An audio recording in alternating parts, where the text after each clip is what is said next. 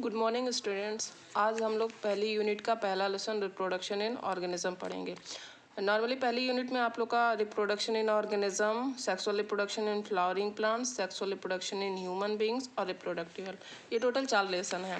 इसमें सबसे पहला लेसन जो है वो रिप्रोडक्शन इन ऑर्गेनिजम्स है।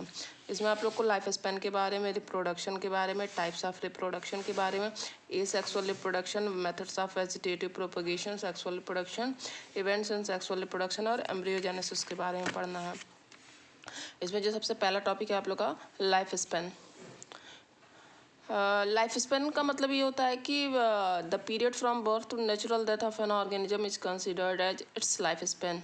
किसी भी ऑर्गेनिजम्स की जो बर्थ से लेकर नेचुरल डेथ तक के बीच का जो टाइम ड्यूरेशन होता है that is called life span. Each and every organism can live for a certain period of time. जितने भी ऑर्गेनिजम्स होते हैं वो एक सर्टेन पीरियड ऑफ टाइम तक सर्वाइव करते हैं। तो इनके बर्थ से और नेचुरल डेथ तक के बीच का जो टाइम ड्यूरेशन होता है that is called life span. किसी भी ऑर्गेनिज्म की लाइफ स्पैन जो होती है वो उसकी साइज़ पे डिपेंड नहीं करती। बहुत सारे ऐसे ऑर्गेनिजम्स होते हैं जिनकी साइज़ सिमिलर होती है लेकिन लाइफ स्पैन में बहुत वाइड वेरिएशन होता है। जैसे पैरट और क्रो, इन दोनों की साइज़ जनरली सिमिलर होती है लेकिन इनकी लाइफ स्पैन में बहुत ज़्यादा डिफरेंस होता है।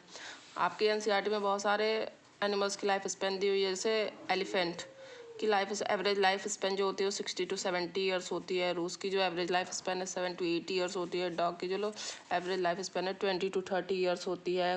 काऊ की लाइफ स्पैन 20 to 25 ईयर्स होती है। हॉर्स की लाइफ स्पैन 60 ईयर्स होती है।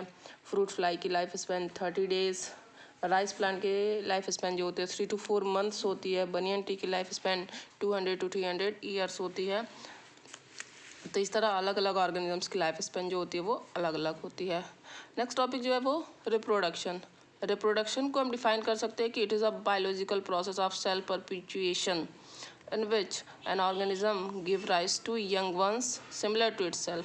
रिप्रोडक्शन एक ऐसा बायोलॉजिकल प्रोसेस होता है जिसमें कोई ऑर्गेनिज्म अपने ही जैसे नए ऑर्गेनिजम्स को प्रोड्यूस करता है और जो नए ऑर्गेनिजम्स प्रोड्यूस होते हैं वो जब ग्रो करते हैं, मैच्योर करते हैं तो वो भी क्या करते हैं, नए ऑर्गेनिजम्स को उसमें भी प्रोड्यूस करने की कैपेबिलिटी होती है।